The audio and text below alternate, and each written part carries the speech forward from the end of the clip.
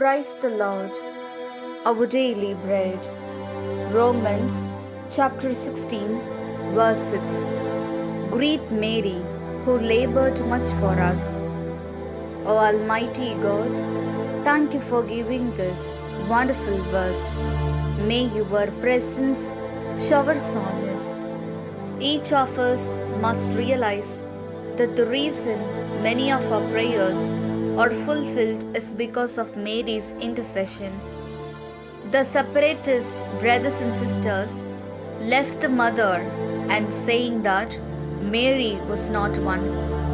But they must realize that even today, Mary is interceding for their prayers.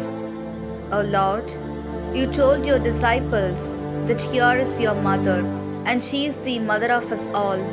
So Lord, do not separate your mother Mary from you, but bless us always and praise Mary. We ask this in the name of Jesus Christ. Amen. அன்றாட உணவு. உரோமையர் அதிகாரம் 16 இறை வார்த்தை 6. உங்களுக்காக பாடுபட்டு உழைத்த மரியாவுக்கு வாழ்த்து தெரிவியுங்கள். அன்பின் தகப்பனே, இன்றைய நாளிலே இந்த இறை மன்னாவை கொடுத்ததற்காக நன்றி ஆண்டவரே. நம்மில் பல பேருடைய வேண்டுதல்கள் நிறைவேற காரணம் மரியாவின் பரிந்துரையால் தான் என்பதை நாம் ஒவ்வொருவரும் உணர வேண்டும். பிரிவினை சகோதர சகோதரிகள் மரியா ஒருவர் இல்லை என்று சொல்லிக்கொண்டு தாய் திருச்சபையை விட்டு சென்று விட்டார்கள். ஆனால் இன்றளவும் அவர்களின் வேண்டுதல்களுக்கு மரியா பரிந்து பேசிக் கொண்டிருக்கின்றார் என்பதை அவர்கள் உணர வேண்டும்.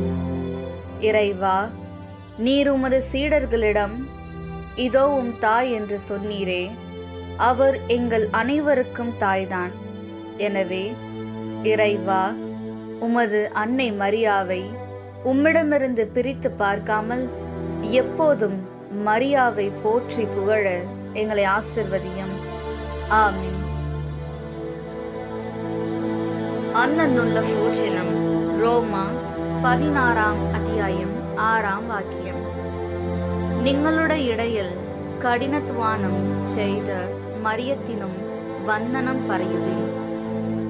നാം പലരുടെയും നിയോഗങ്ങൾ നിറവേറുന്നതിൻ്റെ കാരണം മാതാവിൻ്റെ മധ്യസ്ഥതയാൽ എന്ന് നാം ഉണരണം. നമ്മുടെ തിരുച്ചഭയിൽ നിന്നും ഇതര സഭയ്ക്ക് പോയവർക്കും കൂടി മാതാവ് മധ്യസ്ഥം വഹിക്കുന്നത് കാര്യം അവരും കൂടി ഉണരണം. ദൈവമേ, മാതാവിനെ അമ്മയായി ശിഷ്യന്മാർക്ക് കൊടുത്തതുപോൽ ഞങ്ങൾക്കും ഈ ലോകത്തിലെ മുഴുവനും വേണ്ടി അമ്മ മധ്യസ്ഥം വഹിക്കുന്ന അമ്മയെ ഞങ്ങൾ എന്നും പാടി പുകഴ്ത്തുവാൻ ഞങ്ങളെ അനുഗ്രഹിക്കണമേ. ആമേൻ.